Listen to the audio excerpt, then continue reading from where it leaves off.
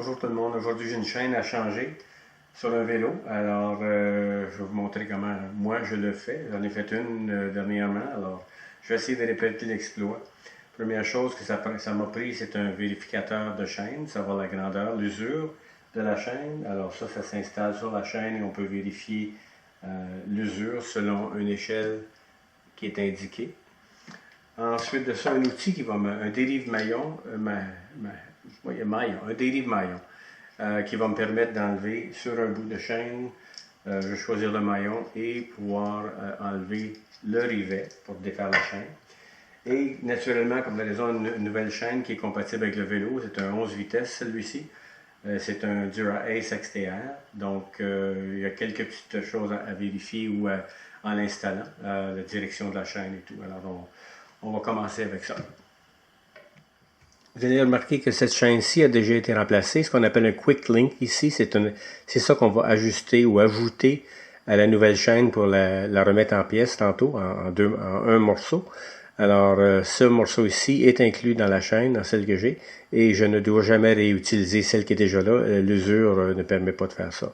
Alors, la chaîne est quand même assez flexible, elle a bien été graissée tout le temps. Donc, c'est ce morceau ici qui va me permettre de remettre la chaîne. Mais c'est pas le morceau que je dois enlever. Je peux pas vraiment aller pousser le rivet. C'est pas des rivets que aussi je vais vous montrer tantôt. Donc, je vais choisir un maillon, disons celui-ci, et je vais pouvoir l'enlever.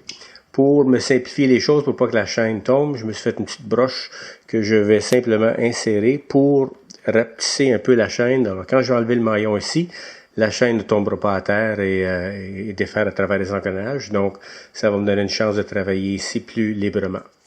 Ce qui est important de remarquer aussi, c'est que la chaîne s'installe avec l'écriture vers l'extérieur, ici. Et puis, le Quick Link, il y a une flèche pour indiquer la direction. Donc, si je le mets par en bas, la flèche va aller vers l'arrière, direction de rotation. Alors, j'ai installé ma petite broche qui va me permettre d'avoir un peu de jeu. Je peux travailler sans que la chaîne débarque. Alors ici, je vais aller chercher mon outil. J'installe dans un des maillons. On va prendre le plus bas. Et puis le dérive maillon. Et voilà. Il est installé assez bien. Je prends l'autre partie. Remarquez, j'ai mis des gants.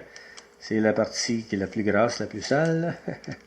Alors, on y va et on commence à visser vers l'intérieur. On a entendu le premier clic, donc le rivet, je ne sais pas si vous voyez, est sorti un peu de l'autre côté. Alors je continue. Et si j'avais à raccourcir une chaîne en voyage, j'ai pas de chaîne à cause qu'un maillon qui est plié, ce que je ferais, c'est continuer, mais sans arriver de l'autre côté. Vous voyez le maillon qui sort, sans l'enlever complètement. Laisser la dernière partie sur l'extérieur des maillons de la chaîne. C'est que ça va me permettre d'enlever notre maillon puis de réinsérer la chaîne. Je l'ai déjà fait en voyage en Europe, on était pris. Alors facilement, j'ai pu réinstaller. Mais cette fois-ci, je vais continuer à visser pour vraiment enlever et faire tomber le maillon du milieu ou le rivet du milieu pour défaire le maillon. Alors voici, il s'enlève et il est sorti. Et voilà. Alors, je vais vous le montrer. Il est ici. Et je peux enlever mon outil maintenant. À cause que j'ai mon petit ma petite broche ici, maintenant la chaîne n'est pas tombée par terre et salir tout. Et si c'était la chaîne neuve, ça va me permettre aussi de l'installer. Alors j'ai enlevé le maillon. Maintenant ce que je vais faire, c'est de mesurer la chaîne avec la nouvelle. Et avec la nouvelle, enlever les maillons de trop pour qu'elle soit de la même longueur. Et je vais pouvoir y aller avec ça. Alors, si je défais la chaîne ici, j'enlève et je vais la laisser. Je vais être obligé de la laisser tomber. Et voilà, comme ça. Et de l'autre côté, la même chose où je pourrais simplement. Et voilà, on a une chaîne qui est défaite. J'ai dû changer d'outil parce que l'autre n'était pas fait vraiment pour la chaîne avec les rivets qui sont creux. Celui-ci, le bout est plat, donc il n'est pas pointu comme l'autre qui essayait de rentrer dans le rivet. Alors celui-ci, c'est semblable, c'est celui que j'ai dans mon vélo. Je voulais trop paresseux pour le sortir, alors j'ai simplement qu'à enlever comme je faisais tantôt. et puis ça va rapetisser la chaîne comme je faisais. Celui-ci, je vais enlever complètement le rivet parce que justement, j'ai le Quick Link à remplacer. Donc, je continue à le dévisser et on devrait avoir le maillon libre. Alors, voilà, le surplus de chaîne, je l'ai enlevé. Alors, j'ai rapetissé la chaîne, la même longueur que l'autre, sauf que les deux maillons, il manque le maillon intérieur qui va être le Quick Link. Alors, c'est ça, le maillon extérieur. Je finis avec les deux maillons intérieurs. Donc, le Quick Link qui va venir attacher ou prendre les deux bouts comme ça, de l'autre côté, et celui-là, comme ça, va compléter la chaîne. Alors, je vais l'installer sur le vélo et puis on va finaliser l'installation dans quelques secondes. Alors, voici la chaîne qui est installée avec le petit bout de broche que j'ai mis pour le tenir. En passant, sur mon nouvel outil, il y a déjà une petite broche qui est inclue. Donc, celui-là, c'est plus préférable. Une autre chose aussi à noter, c'est que l'espace ici pour le dérive-chaîne est fait pour les chaînes étroites. L'autre est un peu plus gros, c'est pour ça que j'ai un peu de misère. Donc, d'avoir le bon outil pour la bonne chaîne, c'est très important. Alors, celui-là m'a permis, avec le bout plat, d'enlever le maillon plus facilement que l'autre. Et il a même une petite broche que je vais garder quand même celle-là plus longue.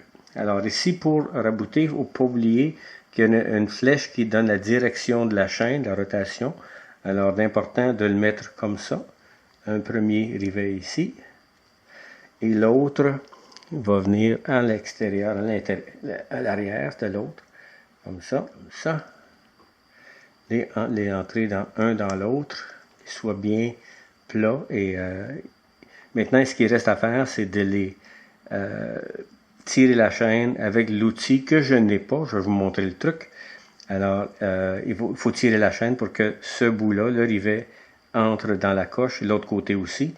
Alors, le truc que je n'ai pas assez de force manuellement pour le faire, je vais le faire dans quelques secondes. Aussi, ils disent de mettre la chaîne en dessous, c'est plus facile. Moi, je le mets en haut, justement pour pouvoir rabouter ces deux bouts-là tantôt. Donc, la chaîne est installée, je la laisse comme ça, je reviens dans quelques secondes.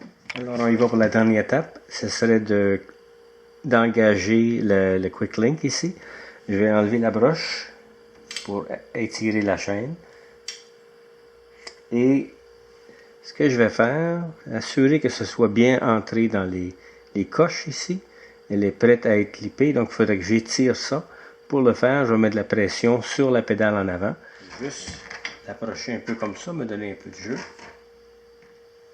Et voilà, ma pédale est ici. Donc, en mettant de la pression. Et voilà, mon Quick Link s'est engagé des deux côtés, bien comme il faut. Et je devrais être capable d'avoir une belle rotation de chaîne. Et si je vais essayer les changements de vitesse aussi plus tard, mais la chaîne, belle rotation, aucun bruit, tout est beau. Et voilà, une chaîne neuve. Si je reprends l'outil pour vérifier la chaîne, en remettant à 0, j'insère et c'est 0 parce que j'ai eu de la misère même à l'insérer, donc elle est neuve, il n'y a plus de jeu. Alors, et voilà, la chaîne est bonne pour un autre quelques 1000 km.